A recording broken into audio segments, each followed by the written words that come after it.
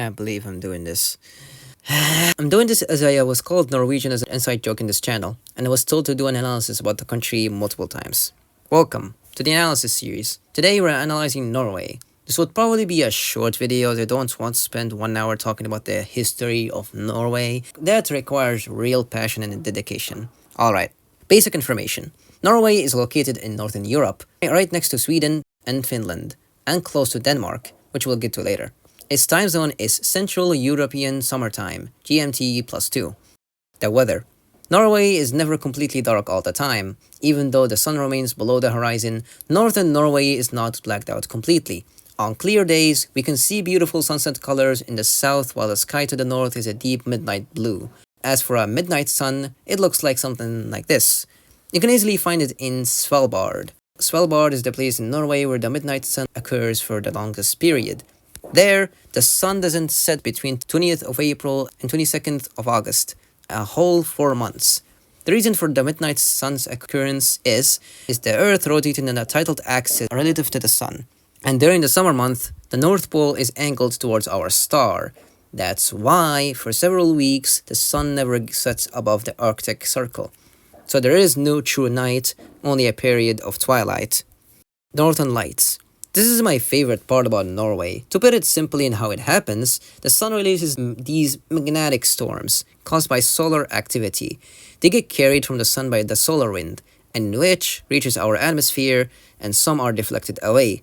However, some others gets captured in Earth's magnetic shield, accelerating down towards the north and the south poles into the atmosphere. The sun spawns those city storms. They get carried by solar wind to Earth, but Earth's shield does not let it in, but it does find a way, which is the south or the north pole, and then causes these sights. The flag. The Norwegian flag designed in 1821 is based on a Danish flag, the Dannebrog, marking the union with the Kingdom of Denmark from 1397 until 1814. The national flag of Norway is red with a navy blue Scandinavian cross bordered in white that extends to the edges of the flag. The vertical part of the cross is shifted to the hoist side in the style of the Dannebrog, the flag of Denmark. And, of course, Norway had multiple flags in its history. For example, this yellow one, the flag of Kalmar of the Kalmar Union, that was used in the Triple Union led by Denmark, which include Norway and Sweden. Another letter written by Eric of Pomerania, dated from 1430, the banner of the realms, is described as a red cross in a yellow field. And for context about that union, the Kalmar Union was a personal union as designed by Queen Margaret of Denmark from 1397 to 1523, ruled by one monarch, the three kingdoms of Denmark, Sweden, and Norway, then including much of present-day Finland. Another interesting detail about the flag that it contains a lot of other flags inside of it due to its pattern, which are the following: Finland, France, Netherlands, Thailand, Indonesia, and finally Poland. The origin of the name.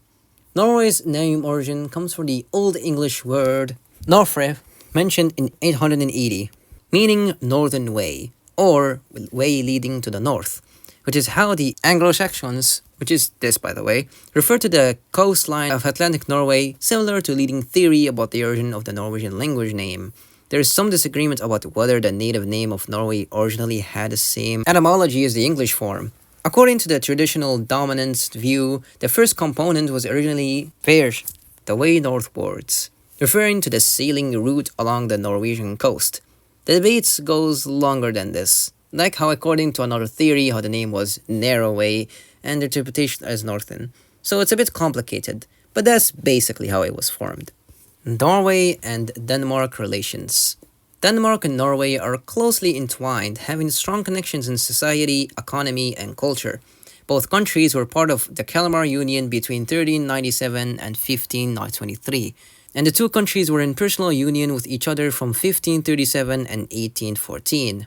Viking era and the Kalmar Union, which we established before, 800 to 1523. By the 10th century, Denmark and Norway emerged as distinct kingdoms, with Denmark consolidating under Harald Bluetooth and Norway under Harald Fairhair.